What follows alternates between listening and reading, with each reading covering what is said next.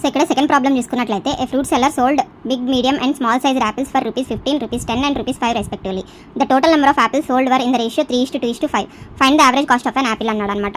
So ఇక్కడ big size యాపిల్స్కి, medium size యాపిల్స్కి, స్మాల్ సైజ్ యాపిల్స్కి రేషియో ఇచ్చాడు, ఎన్ని అమ్మాడు అని చెప్పేసి 3:2:5. అంటే బిగ్ సైజ్ యాపిల్స్ 3x అమ్మితే medium size 2x, small size 5x అమ్మాడు అనుకుంటే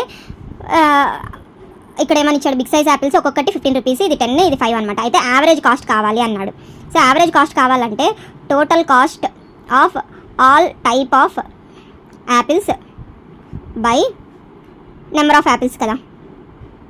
సో ఇక్కడ total cost of all types of apples అంటే బిగ్ సైజ్ యాపిల్స్ 3x అమ్మితే ఒక్కొక్కటి 15 కాబట్టి 3x × 15 plus 2x × 10 plus 5x × 5 అవుతుంది by number of apples 10x. So దీన్ని calculate చేస్తే ఇది 45x plus 20x plus 25x by 10x అనమాట. సో ఇది 90x by 10x. x cancel, 0 cancel అయిపోతే ఇక్కడ 9 అనేది మిగులుతుంది. సో ఈ 9 అనేది average cost of all the apples అనమాట, అమ్మిన వాటిల్లో.